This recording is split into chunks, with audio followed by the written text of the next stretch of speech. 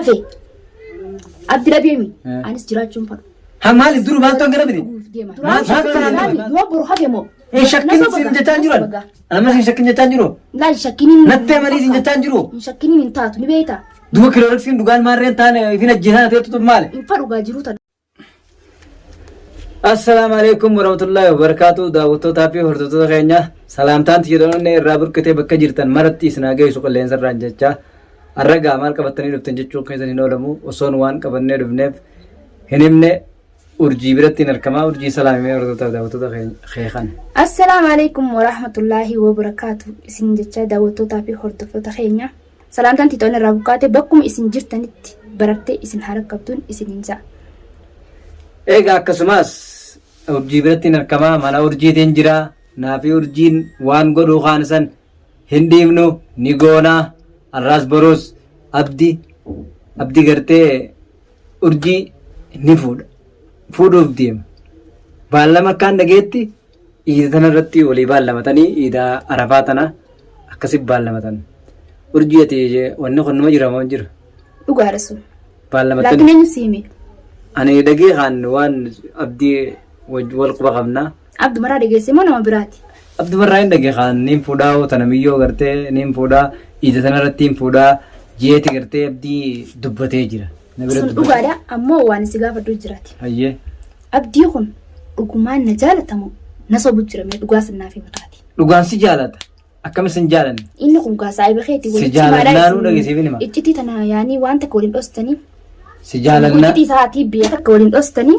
iccitii yaanii waan takka sin dhostanii iccitii isaanii beeyta abdii waan takka na dho'isu iccitii isaanii beeyta isin lachuutu haa waan wajjirtaniif waan saayibummaan tasan walitti cimtu taate dhugee inni kun akka mi'a naaf himi yaada isaa inni akka mi'aan isaa hoggate ilaaltu sila dhugaan na jaalatamoo na sobamoo karaan na dabru deemamoo sin sobu karaan sin dabru ani tuni miyyoon xiqqishootanaa miskiinaa nama nagayaati qaalii hiyyani gootii yaa'ii natti hin gootu antana numaan fuudhaa na jaalnaan jee akkana naan jenne ammoo arraas boruus sammuu ta'eetti na dhiisaa abdii hin godhin abdii sin dhiisu yoon du'ee badeewu abdii yoon du'ee badeewu hin dhiisu an urjii numaan fuudhaa.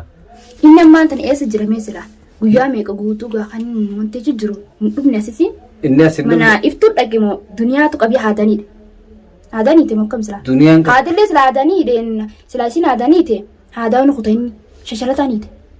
Hiniine haadaan hidhuuf illee hin ta'isu isii biratti illee deebi'uuf hin ta'u abdii hin galu isii biratti duniyaa biratti ni galaa iftuu bira dhaqaa hin dhaqu. Manarraa baatee kajaanii himan kaadhiyoon tana kan nuuf himanii anaafetu walumaan nu himanyuusa guyyaa isin ilmaan fuutee manarraa deemtee jaansan waliin nu himan san dhagee manatti deebitee jaan ammas isine manatti deebite malee deebite inni gaa bakkuma dalagaan isaa ni beekta dalagaa torbaanfaa gala yeroo takka dalagaan isaa maal qabdi ni beekta idaa fiidha qabdi idaa fiidha taanii achi bulanii achi oolanii achi galanii torbaan tokkoffaa taa'ee dalagaa gartee. Inni beekaan gaafa na bira dhufu guyyaa jidduu na jima kadhatee na bira dhufee deeme bakka dalagaatti boqonnaan qabduuf dalagaan isaa. Dalagaan abdii akkasuma.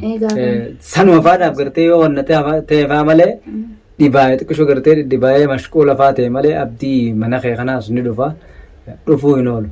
Maaliif annaan jee hankaayoon tiyyanaan jee fuudheetuma duniyaan akkas malee hin amantuu jee. Fuudheetuma jaaladha jeetumas gubbaa wanti hin jiru dhagee irra fuudheetuma hoggaan irra fuudhe isiin fi buqa caaltiyyi maaliif duraan qaceelloo hin qabdu qaalee kiyyan gootu yaa galgalaa ganama akka hadaamii ollaa gamsaati tasii imimmaan narraan qooroo galgalaa ganama anumatti iyyiti jeeti natti illee dubbate iyyuun kun itti yaanii yaa'ii gooti yaa'iidhatti gooti maaliif yaa'anii sababni isaa tuttu nama badaadhaan saasanimaaf yaa'ii gooti malee isiin sunuu akkamitti yaa'ii itti gooti ati hanga garte kanatti inni badoomina na qabaa hin qabu hammaan kan na jaalata hanga ni fi farka na naqee gaafa na fuudheen jaartii isaa ta'e wanti jaamina baafata malee amma waan na jaalatuuf yoonii fi hammeenya isaanitti garsiise isa haadhiisuun malaami sadiifuu yaa'anii hammeenyi isaa markuu hin danda'u kaayoonii fi badaa ta'uu nama gaarii takka bodee ati hammeenya sitti wannan godhati inni gama keessatti hammeenya abdii irra ejjetan naman qooqoo Hoggolaal. Miskiina yaanii hoggaanii fi narkuu kaati nama tuquu miti. Oromoon akka itti siimu soorri nama qobsu harka beekamaa. Harka beekamaa inni hoggaa harkanuu agartu hoggaa harkanuu nama nagayaati nama miskiina nama hin tokko akkasumas hordoftoota fi daawwattoonni illee ni beekan abdii akka namaan tuqin. Amma boruun dhufaa naan jee hayyaanii dhufuu isaatii fi hafuu isaa hin beekanii dhufnaan dhufee hafnaan inni duraanis na sobu jira hatta jaalattii jaalanaaf hin qabu jaalalasin jaalanaan jiru na sobu jira na fakkaata. Bakka tana jingaa bakka tana jin sin sobu bakka tanaati natti duraanatti ni amantaami. Ni amana ammoo waan isa amanuuf namaa taraa.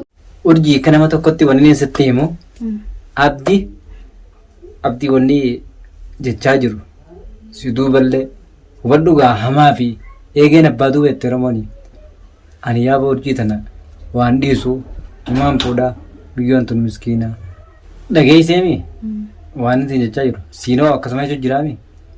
Sila akkasuma ayyaanni isaa humnaan galle ani beeku gaa ayyaanni isaa naan galle gubbaa isaatiin beeka harka malee waan keessa isaa beeka yaaboo keessaas ni garta haaganaa si bira jira mana kee jira mana kee ni dhufa mana kee ni dhufa mana kee galgalaa ganama dhufa maaliif namni ol jaalatu waan walirraan dhawisuun isa yoo kiyya ta'ee barammoo kanuma jaaladhu kana shakkiin qabaati ittiin baafadhu malee akkana jiru malee shakkiin qabeessa kana dhugaa qaamaan tasitti ni jiraatu saayibee isaatii miiqaa waan inni wanni irraa shakkii akka maaltu jira shakkii akka irraan qabu anuu hin beekani akkaan beekuttiin isa beeka kana beekuttiin isa beeka waa'ee keetirratti eeyyama saayibee jechuun gaa qaama tokko jechuun sin jaabee koddu niin fuudhaa inni amata meeqa duratti jira beeteeqa amata meeqa duratti jira ati eega gartee si harkee si hojii wal baree wannatee annumaan fuudhaa'uu omiyyoo tana jechaa jira malee inni tana duuba deebi'aa hin qabu inni antana waan shakkitu sammuu sana keessa shakkitee hin fidin wanni shakkitee sammuu sana keessa fiddu takka hin jirtu gartee abdiin si fuudhuun jiru si sobu jiraan aan jaan ammas na eenyufaa siin jaata shakkiin ni beektaa irra jaatiin ati amma birraafaa tokko siin jaafadha siin fuudhuu jaartii qabaa maarree qabaa birraan faan naan jee birraan afaanii baaftee naan jee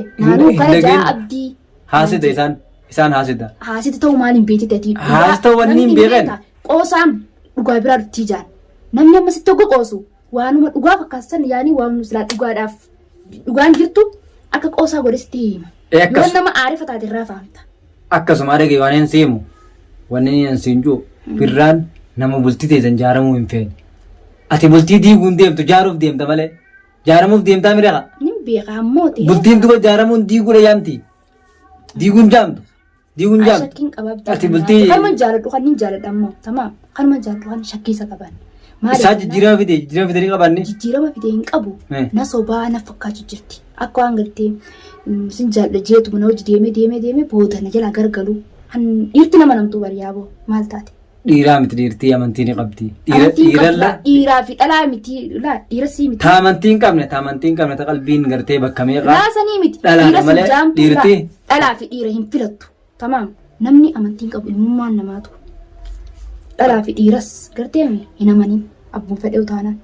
Shakkiin qabu maal nama jaaladhu malee dhage nama jaaladhu malee namaniin hin dhage nama jaaladhu malee namaniin duraan jirti jecha dubbii jee ammoo inni bakka isaa sanatti ammoo isa natti amani isa si harkatti kaan itti deebisu an habbeeya inni yoo gartee si harka kana harkaa ba'aa na harkaa ba'aa fa'a jechuu na dhiisee deemaa fa'a kayattu yoo sammuu ta'e keessaa qabaatte harka kiyya keessa jira tana sumaafii himaa jira amma durallee siifii himi si harkaa bee gama tokko hin dhaqu abdii hangaana lubbuun jirutti abdii si wajjin ni jiraata si fuudhee si wajjin ni jiraata jaalala tana jaalala siif qabu tana atillee jaalala siif qaban illee booda gartee hamtuuti jettaasanii baruuchiin taakkanaati taakkasiiti jaanii isuma kanaa garagalchuuf ammalanii beektaati. Jaalala si fixachiisuudhaaf inni jaalala si fixachiisuudhaaf qophiidha yoo inni jaalala si fixachiifnees akka si fixachiisu ka godhu eenyu anaa godha anniin godha. Akkaan itti godhus ammaan tana. Boruun dhufa jeemi isin eegu jira bara nammaan tana. Boruun dhufa daalchee yoon boruu san hafe yaani. Sirraan amma akkasi fuudhee ati ana dhagee ammaati akkasi fuudhee amma sirra gabu. Akka yaadatiin barsi yaada hiisii mu jira nammaan tana. Baallama sarratti irratti hin fudhan amma akkanaan jeesi. Yoon akka haala kanaan haala ol jaallu kana wal dhabne rakkoodha rakkoo. Annaa amantaami. Rakkumaan irra dhufa waan biraati. Ati annaa amantaami. Namni jaalalaan ni miidhamu ni beektaa akka namni jaalalaan miidhamu. Jaalalaan namni miidhamu ni beekaati naa amantaami. Anammoo inni waan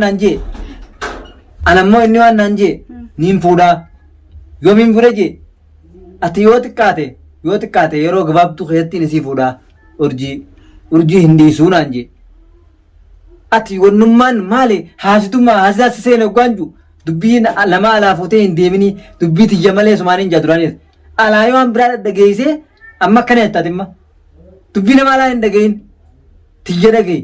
Dubbiin takka deemuma jirti kaati maal taate? Hin dhagahin nama adda isin gartee nama adda isin baasu deemu nama akkaati abdii san hin heerumne fedhu yoo dhalaan faan siimte immoo dhala mudhiidhaa siime.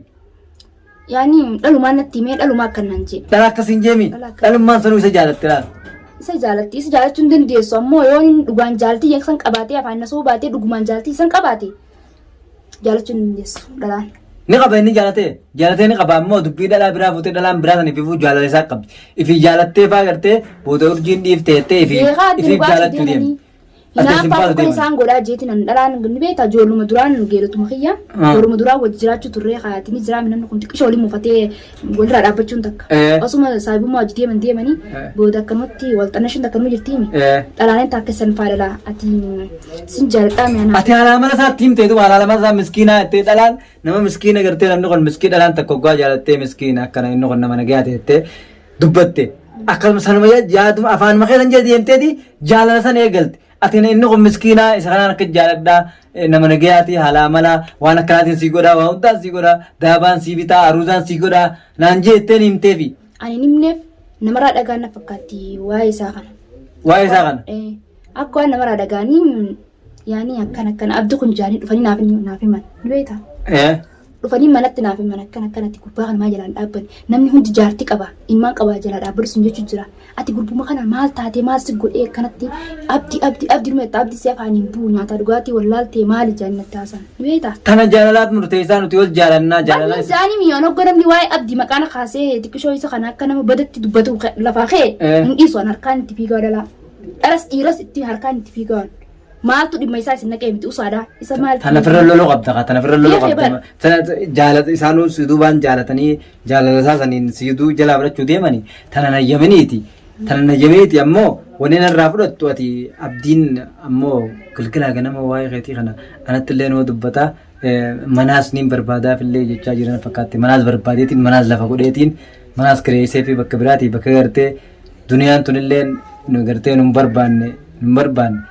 Mana jijjiiraaf jaa mana kana keessaan baa? Mana kana keessaa ni jijjiiraaf jee. Mana kana keessaa jijjiireetiif bakka biraa mana babal'aa kunillee manni xiqqoo nutti xiqqaate. Yaaduma kiyyaa asoo jira anuu mana kana jijjiirachuu danfadhaa. Xiqqoo nutti xiqqaate mana kana keessaa. Xiqqaachittuu ammaan tan ni beektaati. Namni duraan nan beeni hundi abdii urjii jaalataa maali jennaan? Haayi dharaan takka hundi wal guurattee sitti dhufne. Mana kanatti moo? Mana kanatti. Jaarsa duniyaa turjiin jaalattee jaanii. Sitti bitanii sitti erge. Hin beekan bakka isin irraa yaatu kaa dhalaan sun. Mana jiru manaa na dhaban. Tanammaan akkana ofirraa dhorku kan duraanuu tana dhibbatti hin beekaa siimeetiin jira ofirraa dhorku tana mayi ammoo yoo nama biraa amma fakkeenyaaf akka duraan sanatti dhiirafaa gurrattee duniyaan akka dhiirafaa gurrattee na fiddisanitti yoo si fiddee ani tana niin jira waa'ee dhiira irratti dhiirakkaan itti dhorku anaaf beekaa. Dhalaa gartee dhalaalayyee harkatti laadduuti nama dhalaati dhalaan tun yoo harkatti laatte ammaas dhalaan tun rakkoodha yeetiin biyya arabaa tan ka'ee jirra isii dhiisee beeyte kanaafu yoo dhiira fudhattee dhufte ati nab bilbili ta'isii sirraa hin muroo isii akkasi bifa sanii siima. Ganaanuu mana jijjiirachuuf hin deema barnaa fi abdii walii dhiiteenya nu arguudhaan teessa siima. Isin nu bartume ammas namni mana san beeku ka isii wal beeku mana sanitti fide malee. Dhuftus maal isaa isiin tun namaami. Baay'ee sagalee dhalattee barsiin tun. Tanan sodaatiin. Baay'ee sagalee dhalattee yoo nuuf ruumaan faa xiqqishoo narra jiraatte malee. Dhugaa. Dhalaa akka xiyyaati. Dhiiran taane isiin dhalaadhasa. Waan tokko waan isa sodaadhuun qabu ammoo. Irraa dhorkitoo isii. Samaal taate baa kan sidaa hin qabu. Isiin leenca isiin maarree jarree namni alaa jitaa. Manuma kanaa nama akka gurra kan ta'e. Kanumatti ilaalee jibbu jira manuma kanaa. Mana abdiin jijjiiraa adda mana. Mana siif jijjiiru deeman ni. Dhageemmoo si gaafadha. Mana kana maaltu na jibbisu jira waan biraayyee. Ayyee. Maaltu na jibbisu jira waan beekan. Mana kana akka dorseen alaa taa'uun fakkeetiin deemuu fa'a. Ija namaatiin. Deemeetiin deebi'a. Ija namaatiin sirraa atees ija namaatiin jiraan se'a ija namaatiin hojjetee sirraa hin eegaa ija namaatiin. Halkan keessa bula malee mana kana guyyaa keessa oolu. Keetiin deemu mana kana akka nularraa ol seene taa'uun fadhu maaliif hin beeku akkamatti na laffiiga. Laata namaan shakkiniiti kanumaafu. Jibbeetiin jira mana tanumaaf hin jijjiiru fedhaawu. Kanumaafu daawwattoota fi hordoftoota keenya hanga gartee viidiyoo biraa qabannee isin dhufnutti salaamu alaikum warahmatullaahi wabarakaatu.